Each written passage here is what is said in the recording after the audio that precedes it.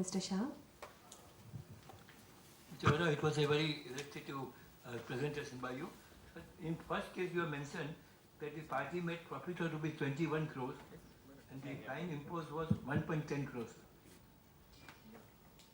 So what the significance? I mean, no, out there, obviously the profits have been forfeited on over and above that. There's a penalty. And number two, sir, and just to get a clarification, these are numbers which may not be the exact numbers because for confidentiality reasons I am not expected to give out. But this is just to give a magnitude of the profits which are made. And you were mentioning about some cases the parties have been debarred, you know. See, but they have made good enough money. So even if they are debarred, I think may not much bring exemplary. No, while they may be debarred, these are people with active portfolios. So, their entire demat account gets frozen.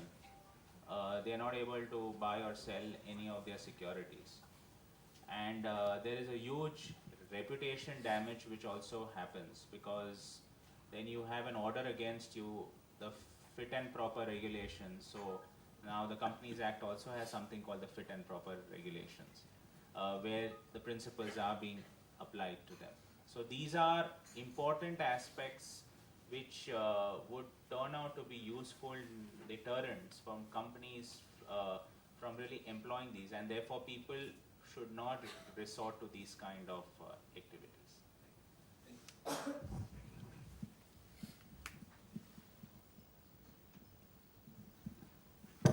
Do we have any other questions? Thank you, Mr. Vora. I'll request Mr. Ashad Kampani to present a token of appreciation to Mr. Vora, please.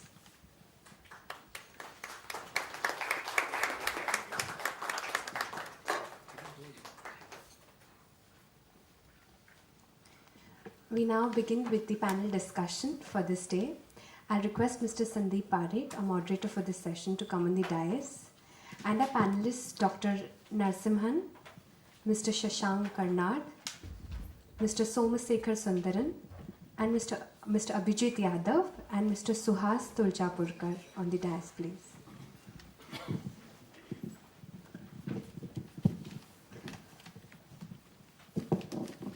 Dr. Narsimhan has more than 35 years of work experience in financial and capital markets in India.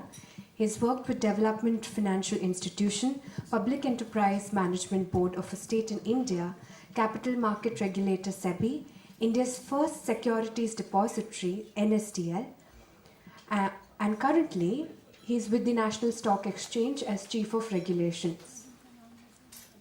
Mr. Narsimhan has held senior management and regulatory positions all through these jobs, and he was a part of the core group that established the first securities depository in India.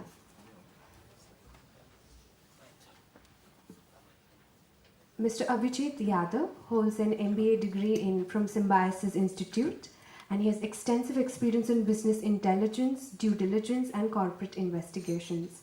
He is currently the director at Global Risk and Investigations Practice. Mr. Somasekhar Sundaran heads the Securities Law and Financial Sector Regulatory Practice at JSA, a national Indian law firm. He has been in practice for the last 15 years. In addition to a commercial transactional practice in the area of securities law and M&A of listed companies, he acts as a counsel before SEBI, the Securities Appellate Tribunal, and the Supreme Court in connection with securities regulatory litigation. Mr. Suhas Tulchapurkar is the managing partner of Legasis Partners, a law firm having offices in Mumbai, Pune, and Delhi. He is also the founder director of Legasis Services Private Limited, a legal support services provider having global delivery center at Pune. Suhas has a clear understanding of corporate requirements and lawyers' predicaments. Mr. Shashank Karnad is a partner of Forensic Services KPMG in India. He is the leader for Dispute Advisory Services and Infrastructure and Government at KPMG India's Forensic Practice. Shashank has led a large number of fraud investigations in the areas of insider trading, financial misconduct, and accounting misstatement. So we have the right panelists for this session. Over to you, Mr. Parekh. Thank you very much. Can you hear me? Yeah. Okay. So, thank you very much. Since I've already spoken, I think we have a wealth of experience here. So I'm only going to act as a moderator and timekeeper.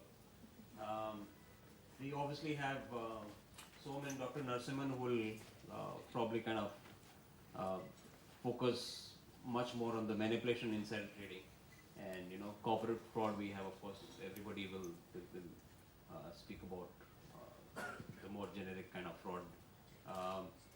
So we have the prevention, which is there on my extreme left, Suhas, and I'm sure you'll introduce the work which you do. We have investigation, and we have the quasi-regulator, the SRO, Chief Regulatory Officer of NSE, so he'll give his perspective, and Som, of course, has fought many cases before SEBI and SAT and the courts. So what the format we'll do is I think each person can speak about 7 or 8 minutes, then we can have a small Q&A amongst each other, and then open it up for discussions. So let me start with you, Som.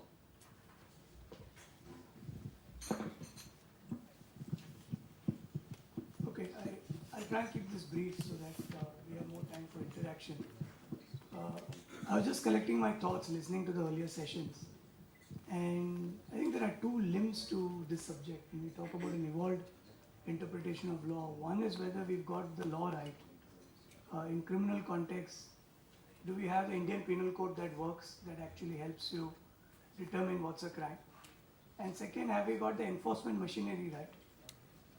We often, in policy making, debate about location of police stations when we have to discuss quality of law, or we discuss quality of law when really the issue is whether you have enough police stations. So I think we need to calibrate these two elements in how we deal with enforcement for these subjects.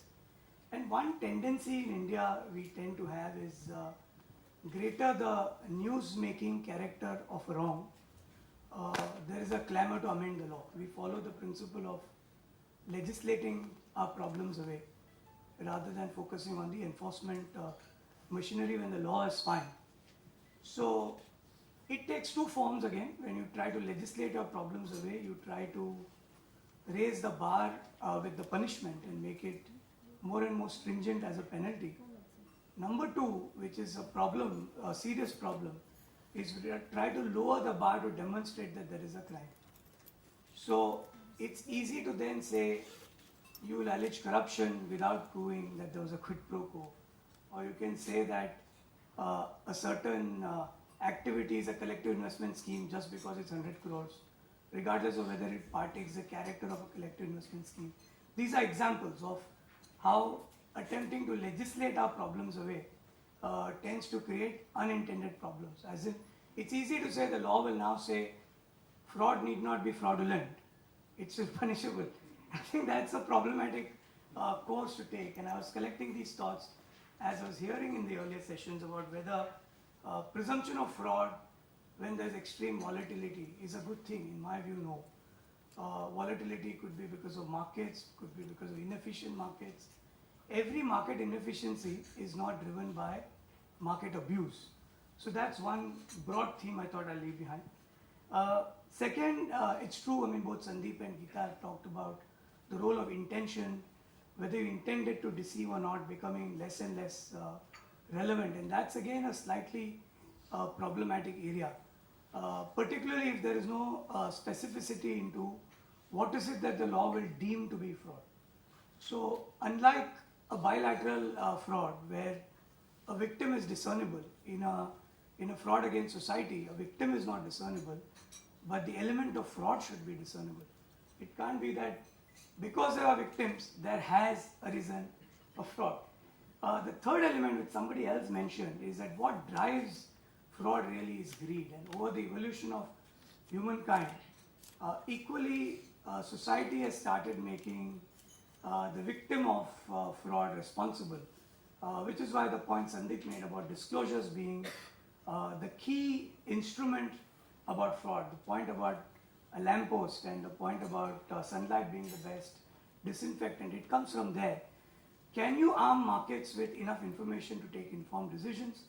And then if they still want to go and play with fire, it's a conscious choice they make. I mean, you can't get into a boxing ring which says you need to be equipped or you need to run the Bombay Marathon. You don't train for it. You read all the conditions, you read all the requirements, but then you start sprinting and get a heart attack. Can you say the marathon is a fraud on us? It didn't warn me enough. It didn't tell me that it's not for me. Why did they register me? They allowed me to run, which means they endorsed that I am capable to run. And now I have a heart problem. The organizers of the marathon should compensate me. So just to again give a simplistic example so that the concept becomes clear. I thought these three broad points is what I'll make as opening remarks. I see a lot of specific questions on insider trading and interpretation and advice on the new regulations. I'd just recommend that in the Q&A we stick to a conceptual discussion rather than situation-specific answers so that we all have the benefit of collective time. Thanks.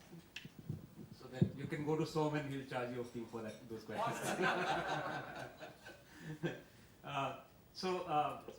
At next request Dr. Narasimhan to give his experience. You know, he obviously sees at least red flags on a much more frequent basis than any of the rest of us here. So he'll have a perspective on what he has seen in terms of both insider trading and manipulation in the markets.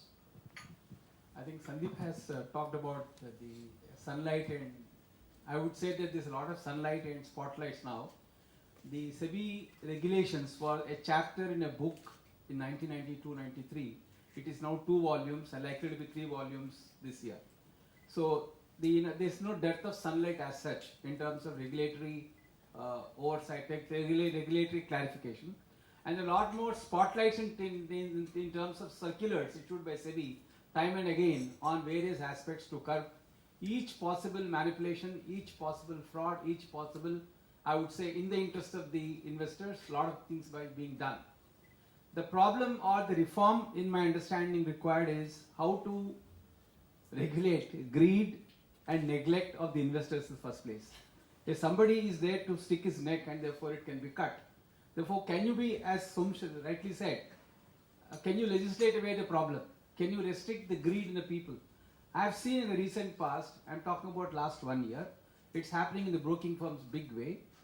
People give away the stocks, people give away 5 lakhs of rupees or 10 lakhs of rupees and say, okay, if he says, I'm going to give you 25% returns, keep my 5 lakhs with you and I'll check with you after 1 year. After 1 year, he will get a statement of nil.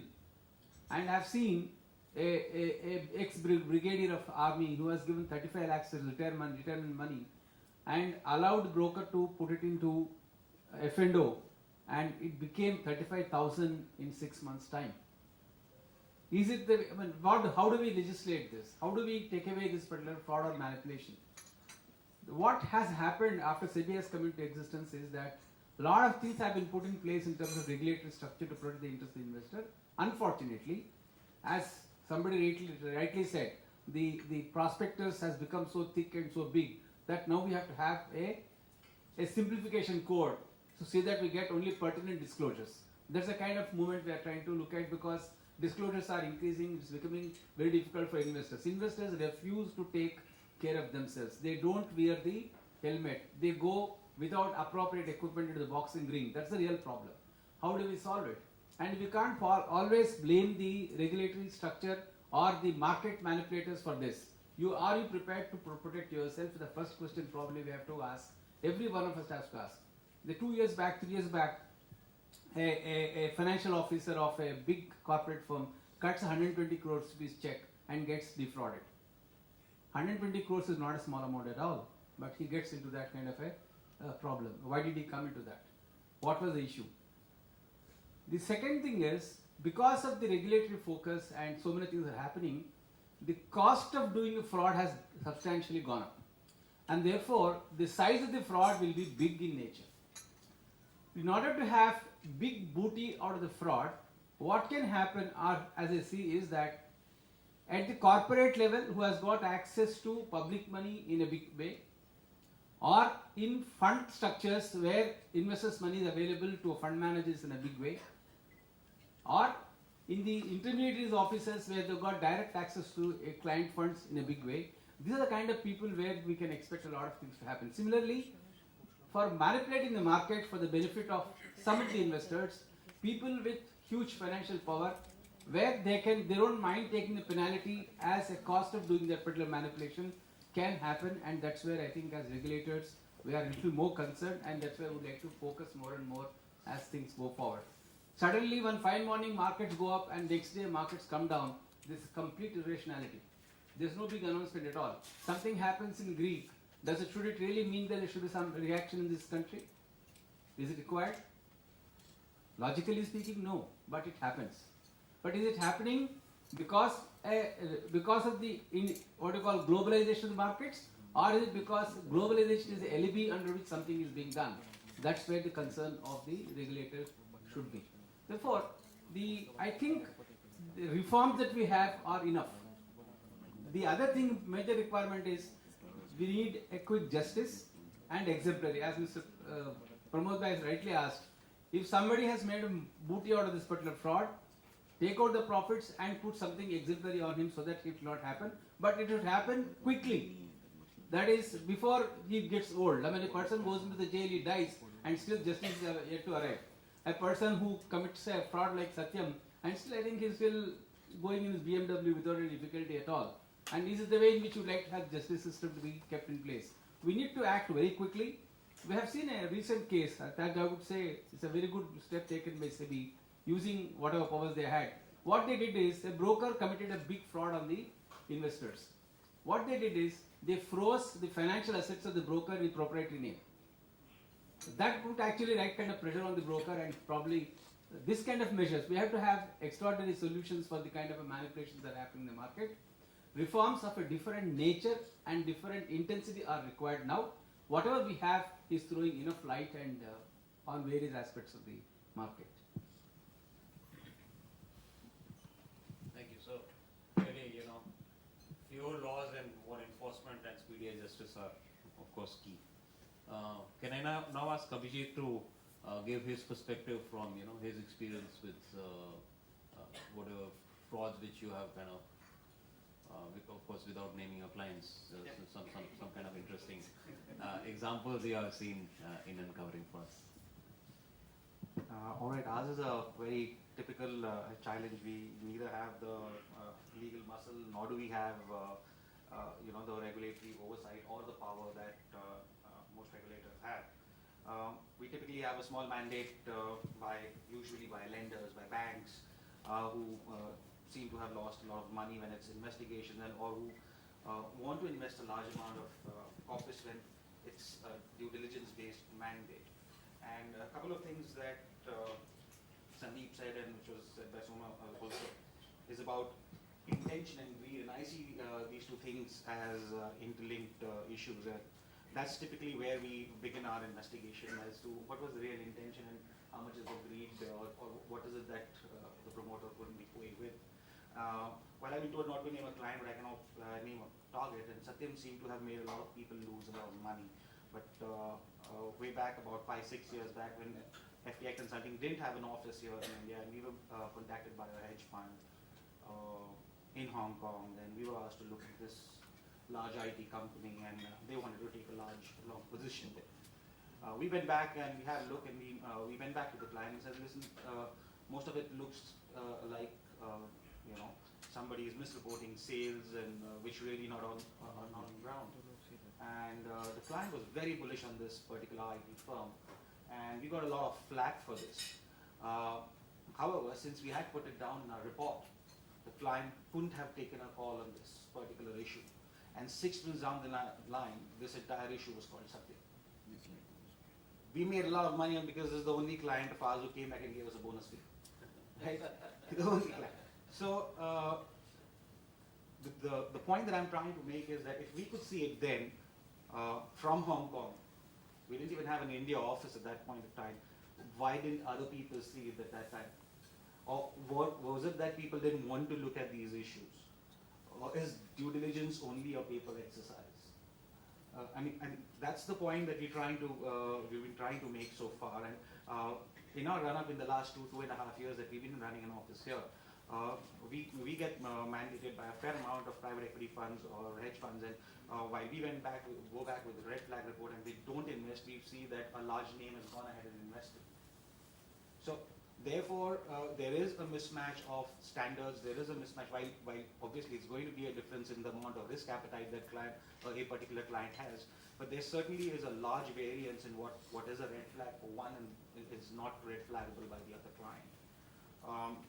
I think what I've also wanted Sandeep in his summing up to cover is that most cases where we have seen that there have been some kind of a manipulation or rigging up of stock prices, etc. While our mandates are driven by large banks, so when we go back and look into these issues, the bank has not really contacted us because of the stock price going up. In fact, more often than not, the bank and the corporate banking team, there has been a victim of this kind of share price growing up, and therefore they feel some kind of an ebullience in this entire activity. But what we have seen is that it's not only the share price rigging up, and which is where the greed and intention comes in.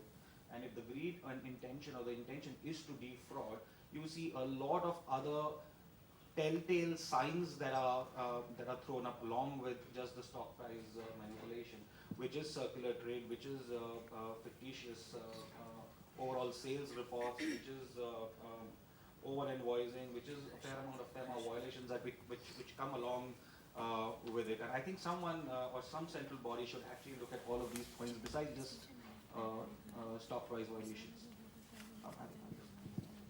Absolutely, I think corporate fraud is much larger, particularly listed companies, than what we see in terms of just manipulation.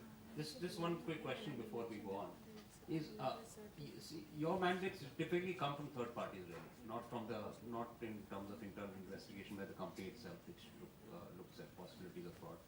So how difficult is it to kind of catch evidence when the company itself was not given you a mandate? A very interesting question. So most of our work does start off as covert work, but usually our clients do have a handle one way or the other on the client, right, on the company. Either you invested or you have shares, or so. Ultimately, it's not really that it stays there. It does convert into forensic accounting, but you need to know at least the haystack in which you're looking for the needle.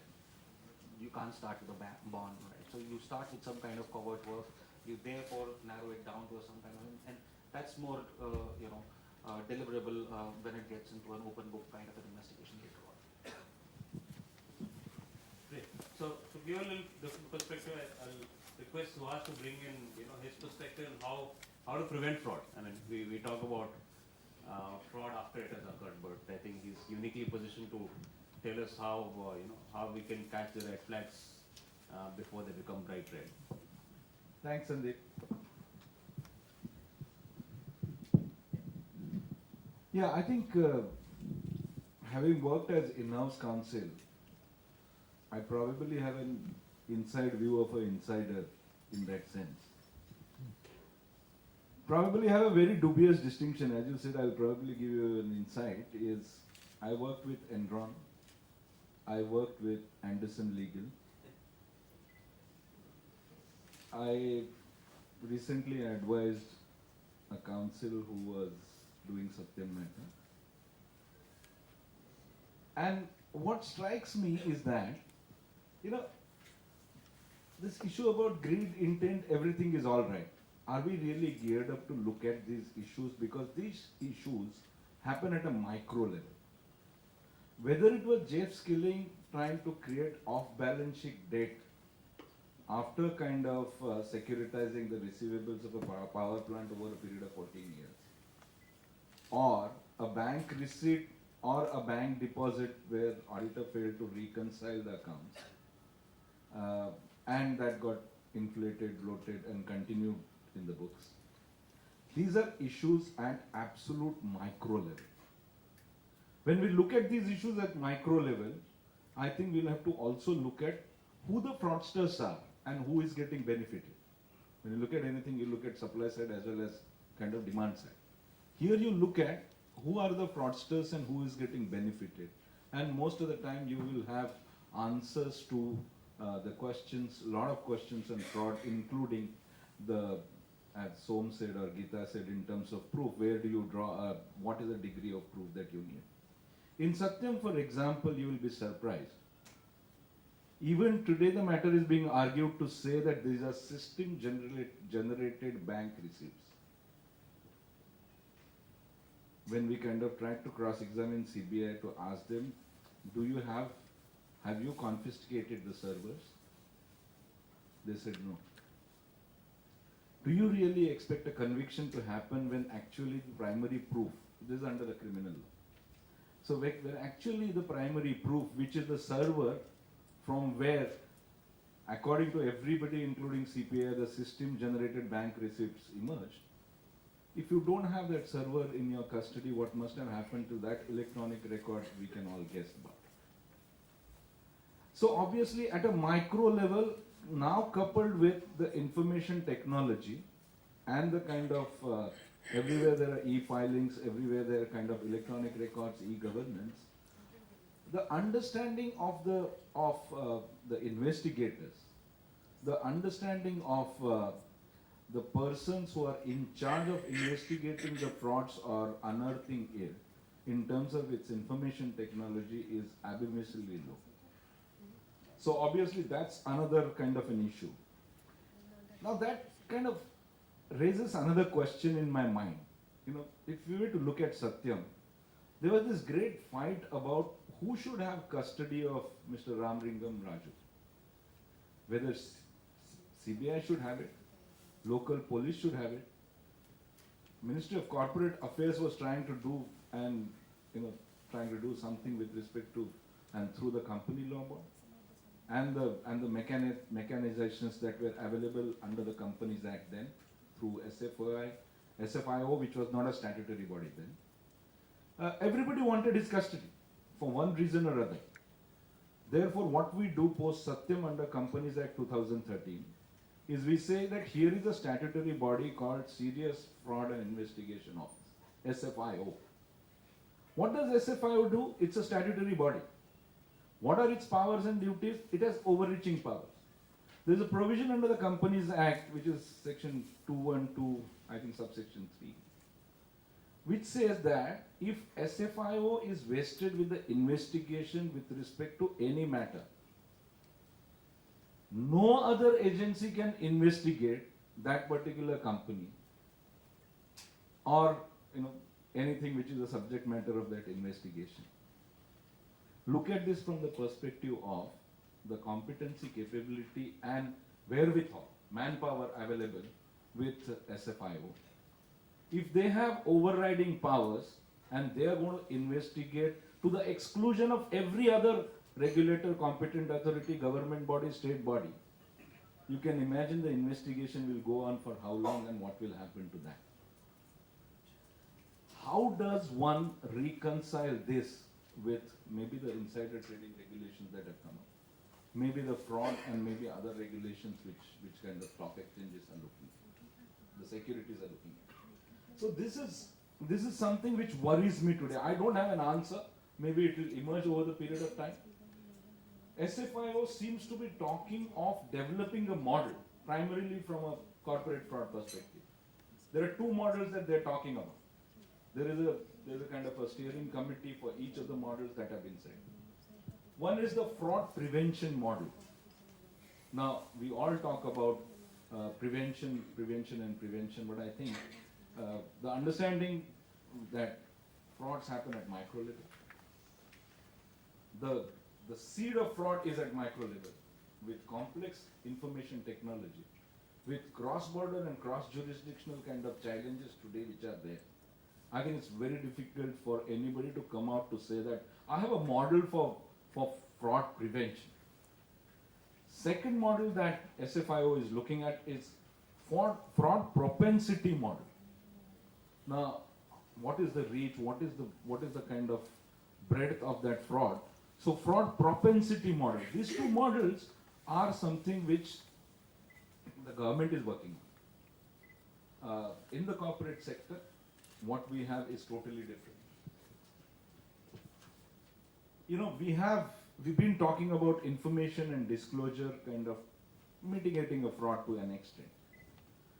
I want to kind of look at experience from FINRA. We did some outsourcing pilots for FINRA, and we realized the manner in which information is analyzed by FINRA, which is really the enforcement agency of the US SEC, is phenomenal. They work at micro level, they understand the information technology